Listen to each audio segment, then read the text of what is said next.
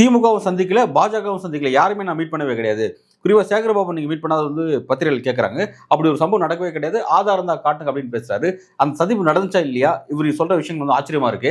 ஏன்னா நேற்றைய தினம்லாம் பாத்தீங்கன்னா வந்து ஏதோ முட்டுக்காட்டு ஒரு ரெஸ்டாரண்ட்ல வந்து இவர் அடைத்து வைக்கப்பட்டாரு. யாரும் மீட் பண்ணாத அளவு வந்து சேஃபா வச்சிருந்தாங்க. அப்படின்ற செய்தியெல்லாம் வந்து சேட்டலைட் நியூஸ்ல வந்து ரிப்போர்ட் ஆயிட்டு இருக்கு. இந்த விஷயங்கள்லாம் முழுக்குமே மறுக்கிறாரு. எப்படி புரிஞ்சுக்கலாம் அதை? இல்ல அவர் கடந்த 6 வருஷமா கிட்டத்தட்ட பாஜக தலைவர்களை தொடர்ந்து தொடர்ந்து சந்திச்சிட்டு இருக்காரு. அப்புறம் திமுக ஆட்களும் திமுகவில் இருக்க முக்கியஸ்தர்களும் அவரை சந்திச்சிருக்காங்க. குறிப்பாக சேகர் பாபு அவரை சந்திச்சிருக்காரு. அசம்பிளியில் ரெசிக்னேஷன் லெட்டர் கொடுத்த பிறகு அவர் சந்திச்சிருக்காரு. அது உண்மை. அது சேகர் பாபு சந்திச்சதெல்லாம் உண்மை. பேச்சுவார்த்தை நடந்ததெல்லாம் உண்மை. அதெல்லாம் அவர் இப்போ வேணால் மறுக்கலாம். அது வேற விஷயம். அதெல்லாம் உண்மைதான், நடந்தது உண்மை. கடைசி வரையும் நேற்று மத்தியானம் 2 மணி வரையும் அவங்க ட்ரை பண்ணியிருக்காங்க.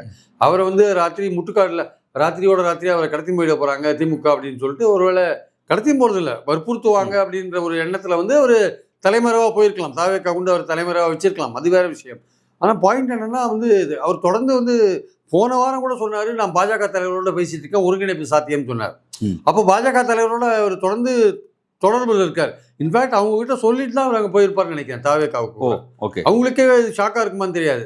இது மாதிரி ஒற்றுமையை விரும்ப மாட்டேன்றார். நீங்க சொன்னாலும் எடப்பாடி கேட்க மாட்டேன்றாரு. அப்போ பாஜக அவர் பேசியிருப்பார்.